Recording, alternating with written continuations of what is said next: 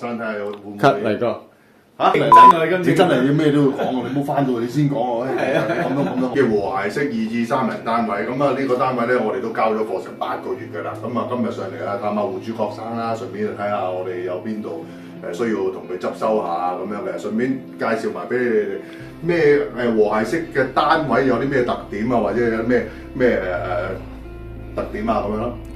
好啦，都可以介紹少少俾大家睇下。咁啊，和諧式嘅2至3人單位同而家新落成嘅2至3人單位有啲咩分別咧？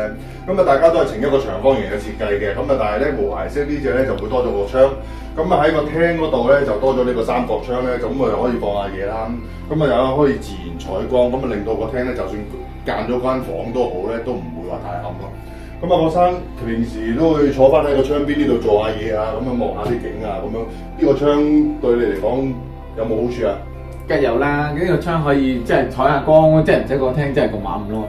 有時都唔使開燈嘅，有時候做嘢都係嘛，都幾方便嘅。係啦，有時望下啲遠景啊，咁啊出邊有啲樹啊，咁啊其實唔會死咕咕喺間屋都一個長方形咧，其實個都令到都幾舒服啊。少少裝修啦，咁啊入門口通常都係㗎啦，呢個位置就做翻個獅子櫃啦，咁啊配合翻學生會喺呢度書寫工作啦，咁啊後邊呢度就會做翻一個7尺闊嘅獅子櫃，咁啊容量就超級大㗎啦。咁啊咦，學生有玩呢個黑膠唱片嗰個？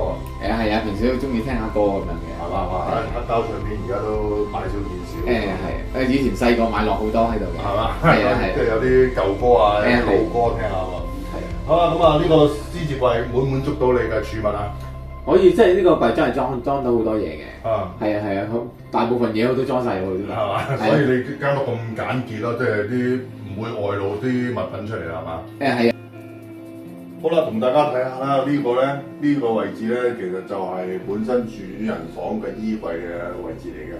咁啊，咁衣櫃有咩好講咧？因為頭先都所講啦，裏邊會係主人房係會地台床嘅升高咗。咁啊，如果攞下格呢個位置嘅嘢嘅物件嘅時候咧，就比較辛苦啊，要烏低身。咁我哋就咗個梳化位之後咧，呢個位置咁啊有少少機關啦，就會做翻一個儲物嘅空間，咁啊唔使話下下要喺嗰度烏低身攞啦。咁啊如果啲細件物件啊或者點咧，就可以喺呢度直接喺呢度攞啦。咁啊另外下格衣櫃下格咧，我哋都會用翻喺出邊攞嘢嘅。咁啊但係咧就要只需要將梳化褪出嚟咧，就可以攞到呢度嘅嘢，就唔使下下要烏低身去攞啦。好啦，我而家坐呢個位置咧，就係主人房門口呢個位置啦。因為主人房會做翻個地台床嘅設計嘅，咁啊呢度會有2級樓梯啊，咁啊當然啦，呢2級樓梯都會做翻個儲物嘅效果。